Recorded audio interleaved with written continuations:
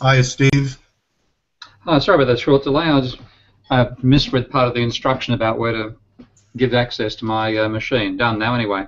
Okay, well, it's great to see you, and also very nice to meet you, Steve. Thanks for taking the time to address us today. And I'd like to start with, I'm curious, when I was arranging this interview with you, Yeah. you told me you were on your way to address Parliament. I'm curious what that address was about. What did you say to the UK Parliament, Steve? No, it was actually I sort of misinterpreted the meeting to some extent. It was organised by Lord Robert Skidelsky, who's one of the Labour lords, and it was really a Okay. meeting bringing together as many non-mainstream economists as he could muster to help him make that case over time in the House of Lords. So it wasn't actually a meeting with Lords, it was a meeting with a single Lord and trying to get an anti-austerity case worked out that the House of Lords would agree with. Okay, so they're still leaning towards austerity. I think it's a great time for us to have a discussion about your wheelhouse, which you talk about on your blog, the sovereign debt crisis that's brewing globally. Kind of in the same camp as guys like Martin Armstrong, who believes that the biggest bubble out there now is sovereign debt. Do you see the crisis already beginning? And if so, why are 10-year treasuries still levitating around 2%? Isn't the crisis going to be about not necessarily economic growth driving up long-term interest rates or the Fed, but just too much supply, just like oil, too much supply and not enough demand? So as supply continues to come into the market, rates go up because there's not enough buyers to soak up all the supply in global sovereign debt markets. I'm sorry, we completely disagree on this point. I think you must have misinterpreted my arguments. I don't see sovereign debt as the problem. I see private debt as the problem. Okay, all right. So I'm willing to go there and switch gears. There are some people thinking sovereign debt's going to be the problem, that's a big bubble. So you're thinking about private debt by individuals that they really haven't deleveraged enough during this time zone from the last crisis in 2008. In the U.S., probably the largest portion of new individual debt would be student loan debt. Where do you think we're headed with that? A lot of people are looking towards Washington to give people relief on those loans so that they could enter into family formation, possibly buy a house. You can't BK out of that debt like you can from credit card debt. What's your view on the student loan debt problem that we have here in the U.S.? Well, let me put this into context first of all, because as I said, we started on a differing interpretation of what's caused the problem and what was the current problem we face, and I better put my overall context in place straight away, otherwise we're going to go up a lot of false rabbit holes.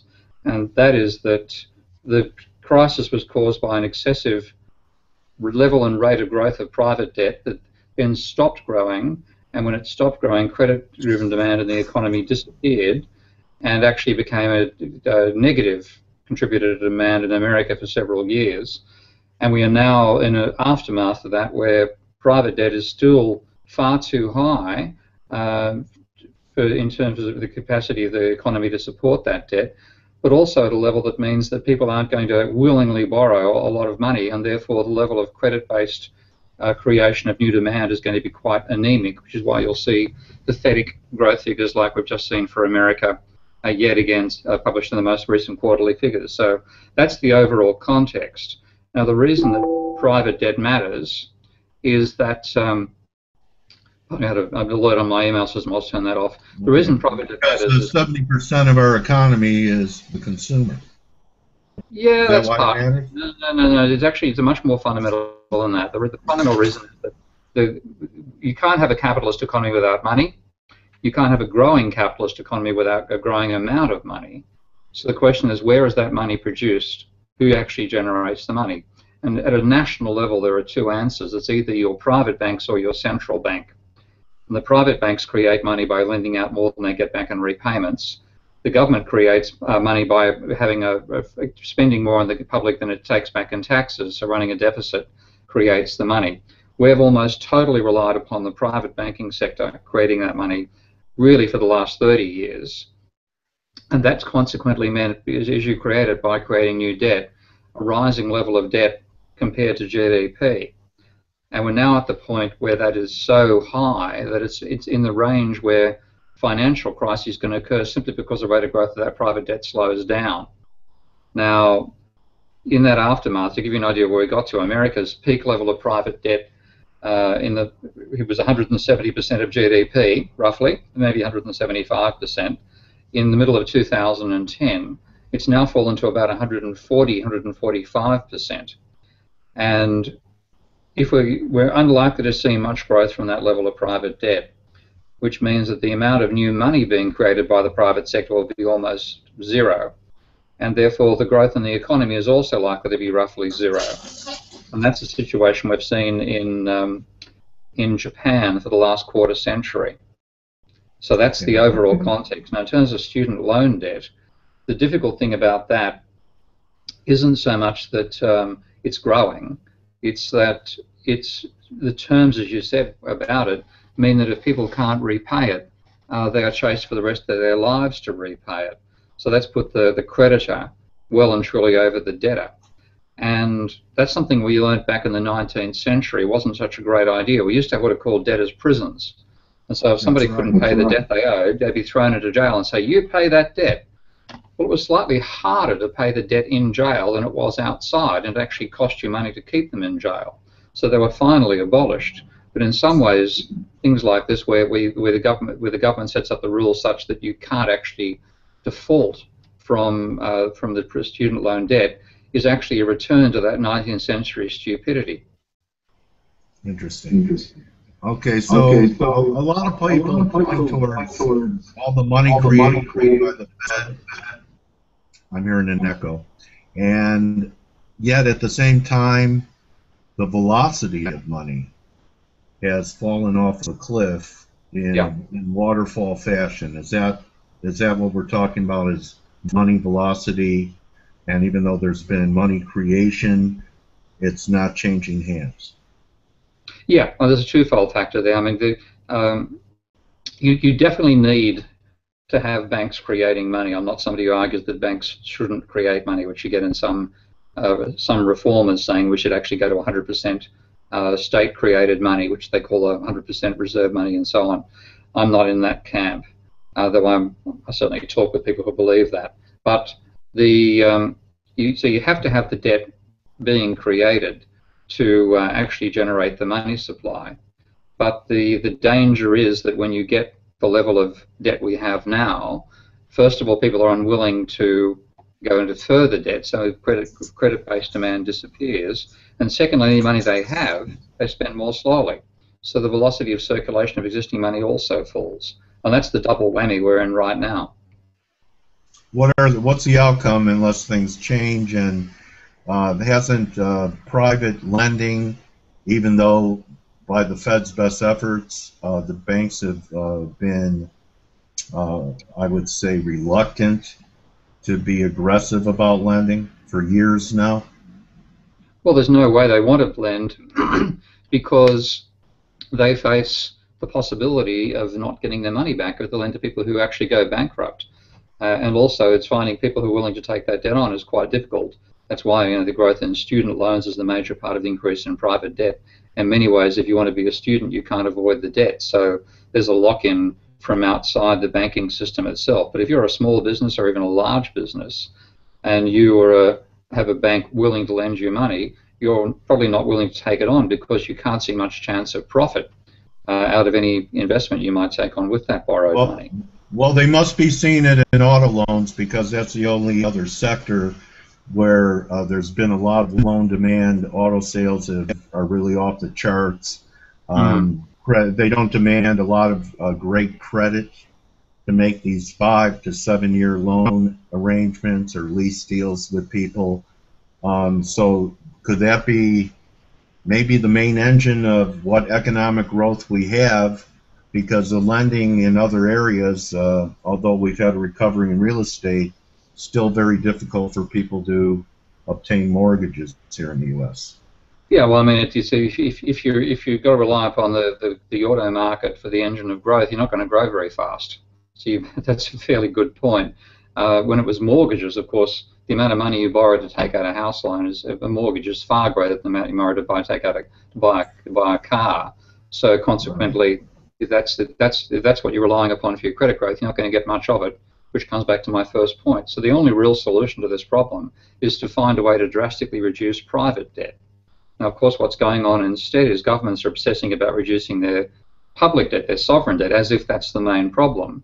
But the fact that does anything, it actually forces people, in effect, to go into more private debt. So rather than enabling people to get out of private debt, it actually makes it very difficult for them to do that. So I think we have to completely change our thinking about the nature of debt, and this is the real issue. Because when we talk about debt, we talk about it as if I've borrowed off you. Now, if I borrowed $1,000 from you and then didn't repay you, I've effectively stolen money from you that you had to work hard to earn. And you actually, to give the money to me, you had to do without it in the meantime. So you go through a real sacrifice. And there's a real sense in which, in that situation, the debtor has wronged the lender, and there's a moral reason why the debtor should make the lender better off. And that's, well, the water's on the way, Steve, and I do believe in debt forgiveness. I've helped friends in that way. So, well, you know, really, I know this is off track, but if you lend money to a friend, don't expect it back. Yeah, and I've been in that situation. But when a bank lends to you, they're simply making an entry on one side of the book, the balance sheets they call the asset, the loan, an entry on the other side they call a liability, which is your deposit account, and they're whacking, say, $100,000 in each. So they've created it out of the capacity they have to create money by bookkeeping, because we use exchanging money between deposit accounts as a way of settling our own transactions. So in that situation, they're not doing without any. They didn't have to save to create the money in the first place, and they don't need to. If you don't repay them, you're not actually robbing them in the same sense that you would be if you don't repay a friend. So we have to say, look, the case of having too much private debt is simply a case of the banks producing too much inventory. And if a normal corporation produces more inventory than it can sell, it writes it off and continues operating if it hasn't gone completely gaga. And we have to do the same thing with the banks, but at a systemic level. The entire society has to arrange to do that. So I'm actually in favour of using the government's capacity to create money to use that to cancel a large part of the private debt. In the political environment in the UK and the US, are there any ears receptive to this concept politically? Not particularly in America. There's more discussion of this sort of idea in England. They talk about what they call PQE, or People's Quantitative Easing. So rather than using the central bank's money creation capacity to buy bonds off the private banks, which of course they've done dramatically for the last 5 years, to instead use that central bank capacity to effectively buy debt off the private sector and then cancel it, but do it in such a way that you don't favour borrowers over savers, because there is in the public, there is a difference. Even though when we borrow money, we're borrowing off the banks, so that we're not borrowing off savers in that sense. But people in society, and I'm one of them, end up saving a large amount of money and having no debt. You don't want to disadvantage them if you write the debtor off for the debtor. So what I call a modern debt jubilee is to use the government's money creation capability to put money into people's bank accounts directly.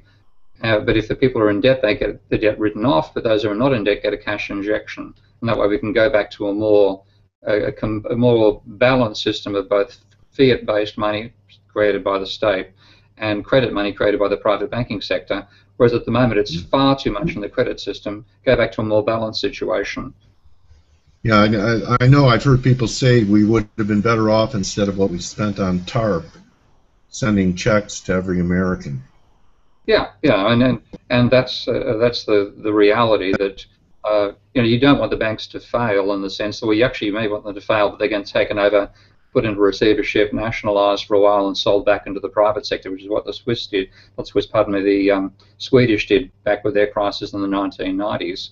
But the other option is to say, well, we actually, as well as not wanting the banks to fold and no longer operate, we want to have people in the private sector have their debt level reduced, because banks clearly created far too much debt. In the case of, in America's case during the subprime bubble, totally useless, more than useless debt, worse than useless debt. So we need to get rid of that, and that's one way to go about doing it. That'd be kind of like a biblical jubilee. Yeah, I call it a modern debt jubilee, because the biblical jubilee just let off the debtors. Of course, back in the biblical days, people would become debt slaves. They'd be forced to work on the property of the moneylender, and that would be a runaway process because the rates of interest are very high. And there's actually one of my good friends, Michael Hudson, and his research partner, Cornelia Wunsch, two of the major researchers in translating Sumerian cuneiform tablets to see what was happening back in that society. And one thing they showed was that, because it was all done using fractions and geometric progressions, of course, but if you translated those Sumerian texts, you would find them frequently talking about this exponential rise in the debt ratio, at the same time a sort of sigmoidal rise, rising up and down onto a plateau in agricultural productivity, and that at a certain point they'd cut back the debt back to zero again. And the idea was you reset this. There's an unavoidable tendency for the debt to grow faster than output. You allow that to happen for a number of years, and then you cut back to zero again, so all the debt slaves get their land back again, and they become freemen once more. So in those societies, you didn't need to worry about that. It was like a great reset. Yeah, effectively. And then we need to realise we're in the same situation, because if you look at the level of private debt, we've probably got a higher level of private debt compared to income at a systemic level than has ever occurred in human history, and yet we're ignoring it at the same time. So if we continue to ignore it, what's the outcome? Stagnation, like the Japanese have had, only worse, because Japan did exactly the same thing 18 years before the America did, or 17, 18 years. Their bubble economy burst back in literally December 31st, 1989 was the last day of the bubble economy. From that stage on, they've had declining credit growth, and they've been in a quarter century of stagnation. Now, that's despite the fact that they have a very cohesive society, that they had a demographic trend of falling population, so being static at an aggregate level wasn't as bad as we have a rising population and being static, because GDP per head was still rising.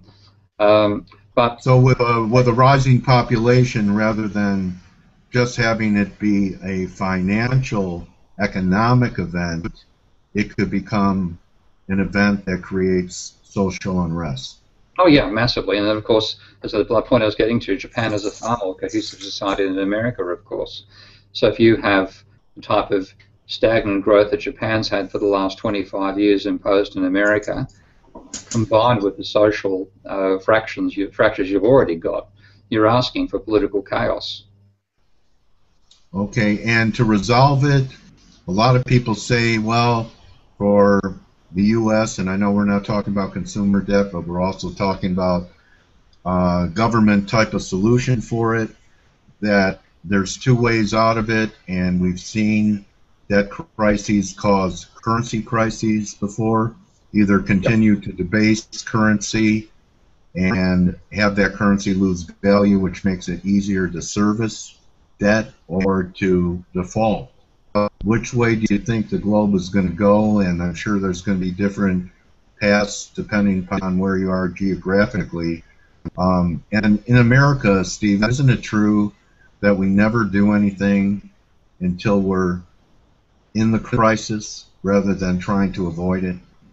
I think it's true of humanity in general. I mean, I'm critical of economics for not waking up to its stupidities over time, but I think it applies to human endeavor in general. Our societies, we don't realize it at the time, but our societies tend to work on some unsustainable trend. And then once we get to the point where that trend breaks, we try to re-establish the trend again, rather than recognizing that it simply can't be restored. And then after a while, one of two things happens. Either we change to a different trend, which also becomes unsustainable over time, or we collapse.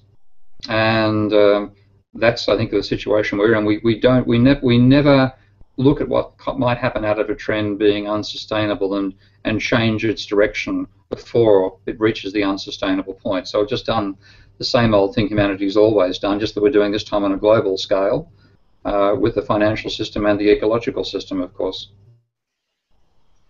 Okay, and any hope that the UK, maybe the UK is going to have to lead the way on something like this? You know, I was taught, I always watched for example, the FTSE to me was a leading economic indicator of what U.S. markets would do. If the FTSE was making a new high, the Dow would eventually. Also, with a lot of central bank policy, the UK leads. They tapered first. They even went further than we did. So maybe the leadership's going to have to come out of the UK for a solution before we see it here in the US. I think that's true. I have been quite impressed by the level of openness in English society. I mean, you've got political divisions over here, of course, and people shout at each other just like they do in the States, but nowhere near as loudly and nowhere near as much with blocked ears. I mean, you know, if you just watch a Republican debate any day or watch Republicans debate Democrats, they never listen to each other. They never concede a point. They never try to meet in the middle. English have got much more of a tradition of doing that. And, for example, give you an indication of that, I was an academic in Australia since 1987. I once wrote to the central bank over there, the Reserve Bank of Australia, offering to put on a seminar on my models of financial fragility. They wrote back declining my offer of a seminar. I went to visit them once when I took an American consultant in to talk about the housing bubble in Australia. That's the one time I've been inside their front door. I've been to the Bank of England about 10 times at their invitation, and never to the Fed. I'm giving a seminar with them. I mean, I'm not in America, so I can't totally blame the Fed on that front, but I know my progressive colleagues in America have not. Janet Yellen has spoken on occasions at the Bard College, of the Levy Institute in Bard College in upstate New York. So you do get a small amount of interplay there, but I don't think, I'm not aware of any of my non-orthodox colleagues in America being invited inside the New York Fed, for example, to give a seminar or discuss alternative approaches to the financial crisis and so on. Whereas I'm literally, as I said, personally I've done it about something like 10 times at the Bank of England, and I have every confidence in continuing to do that because they're open-minded enough to hear an alternative perspective. They were open-minded enough to have a central bank chief come from another country. Yeah, yeah. I mean, I've got you know, Carney. Things are looking so crash-hot in Canada after Carney's left. He knew when to bail, didn't he? Let me ask you this, and I'd like to wrap it. Yeah. Huh? But, pardon? Sorry, I missed that. Oh, that's okay. What I'd like to wrap it with is, since this is going to be a paradigm shift, and we all know that takes a lot of time and a lot of pressure, and at times the unhinging of the current political structure for something like that to happen. What are you doing, and what are you advising friends, family, readers to do to prepare for the type of outcome that you think is possible? Well, this is the trouble. I mean, I'm more confident in our capability not to reach a solution than I have in our capability to find one. So as in my recommending a debt jubilee and so on, and a lot of controls to reduce asset price inflation and stop banks lending the Ponzi schemes and make them lend instead for productive investment and for entrepreneurs. I really think there's very little chance of my proposals becoming successful. So I'm really advising people how to cope in a world where central banks are going to continue trying to inflate asset prices, which is the wrong thing to do, and generate massive volatility. So I'm advising people to find ways to insure themselves against financial market volatility, rather than saying that you should be, you know, selling out of this out or buying into that one. It's a case that if you have a system which simply can't support the asset prices we currently have, and that's where we are, because those asset prices are inflated by the level of debt we've taken on, and we have far too much debt, so the asset prices themselves are also far too high. In that situation, every time the central banks think they've got out of the problem, because they're not actually looking at the real cause, which is the private debt, and start to pull out for their asset market interference, the asset market's going to shuck a wobbly. So unless you're ready for volatility, you're likely to suffer from it. Okay, so people hate cash, and in a situation like this, cash could be king. I guess the question would be, what kind of cash? U.S. dollars? Could it be the yuan? Do you think the IMF is going to include China in the SDR? Does gold play a role in this type of preparation? And how about a food supply? That's a lot of questions. To go to the gold one, first of all, I don't regard gold as money. Gold to me is a speculative commodity that does well during times of financial instability, but it's not money. Interesting. So I can see it being, and of course, it's been on a downward trend ever since the system appeared to be stabilizing about 5 or 6 years ago. I remember about 4 years ago, being harassed by a gold bug all the time, buy gold, buy gold. I haven't heard from him for a while. I wonder why. But food supplies. Let me know if he calls you to tell you to short it, okay?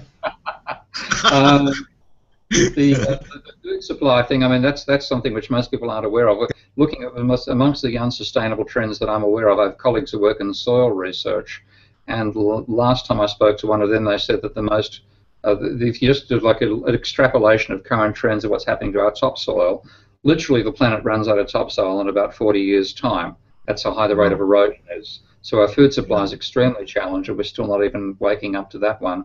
In terms of the types of money to buy, I know you guys trade Forex all the time. I regard that as a foreign exchange as a total crapshoot. Good luck to you making money out of it. It's feasible if you have good strategies, but to pick an overall trend, I think that the classic which has always worked is that people return to the American dollar in times of being scared about directions of the global economy. But of course, one of these days it's going to break. One of these people are going to say, look, the American dollar can't support itself anymore. So it's a bit like that classic thing. It's good to be in Turkey until it gets to be close to Thanksgiving Day, but nobody knows when Thanksgiving occurs in the Forex markets. Very interesting interview, Steve. So basically, people need to prepare for these times, and there really are no easy answers, are there? But it's really going to be about the return of capital rather than the return on capital. Yeah, the one thing you're going to be looking for capital preservation. That's the main thing to think about in the sort of circumstances we're in now. And that's challenging in this type of environment, isn't it? Well and surely, which is why I said I'm working with people who've got concepts about how to profit from volatility. And that's the sort of thing that I'm working on myself. But generally speaking, preserving a capital is the first thing. And not trying to make a large gain is likely to lead you into trouble. I'd like to just wrap it, and I know said I was going to wrap it 5 minutes ago, but U.S. T-bills are yielding the 90-day bill at times 0. We've already had negative interest rates happening in different countries in Europe. Do you think the U.S. is headed that way, and is that just another tool of forestalling the inevitable? Well, it's not a tool. It's an outcome of being caught with a massive level of private debt. That means the economy will never start on its own volition anymore. It's like having a flooded carburetor. Remember those days from pre-electric injection cars. So with that level of overhang of private debt, you're not going to see the growth going again. And you certainly can't afford to have high interest rates, because that would cause not just bankruptcy of people currently in debt, it would actually discourage even further credit formation. So that's just trapped all these central banks in low and negative interest rates, and it's their thinking that's trapping them and believing that that's the only way out, because they've never worried about the volume of debt, they've only worried about its price, and that's actually meant that they're focused on the wrong issue. The most important question is the volume and rate of growth of debt. If they ever address that, we might be able to get back to positive interest rates, but until they do, we're going to be stuck in the negative or zero doldrums. Do you believe that the Fed's whole incentive for wanting to raise rates is because they feel they have very few tools left, and not because we have liftoff velocity? I mean, based upon what you said, we can't have liftoff velocity until we address private debt issues. Yeah, and it's partly what's locking the Fed into believing they should put rates up is that their model of the economy, that they're dominated by is this equilibrium obsessed concept of how the economy operates when it's never in equilibrium. But that with that obsessive view about equilibrium, they think, oh, in the future we should return to 2% real rates, and that's just their total mindset. But every time they give it a try, of course, that stamps on credit growth demand once more, and we start collapsing again. So they'll never actually get there. They're dreaming. It's a bit like somebody trying to get themselves back into a fairy tale when they've woken up, trying to get back into a dream after they've woken up. They're trying to restore this dream state of equilibrium. But every time they give it a try, it's going to fall apart. The dream will actually be a nightmare. Therefore, a major use of medical marijuana in the U.S. Pardon? Therefore, a major increase in use of medical marijuana in the U.S., Steve. Well, you've got to calm yourself down somehow. The dream state, trying to get back into the dream with Steve Keen. Thank you so much for your time today, Steve. Very interesting. Also, tells me that we have to prepare, and 2% moves in the currency markets are really a small issue compared to what we're facing down the road, unless there's some radical change. I wish you success for not just me and my family, but for the global family, that we come out the other side of this sometime without really it tearing the fabric of societies apart. Indeed, I hope the same. Thanks very much. All right, Steve. Thank you very much. Steve Keen, bye. if you want to follow Steve blogs, and his Twitter handle is @ProfSteveKeen. Definitely someone you want to follow and keep in touch with, and see his writings and progress as we continue down the road of ruin. Thank you, Steve. Thank you. Okay, bye. Bye-bye.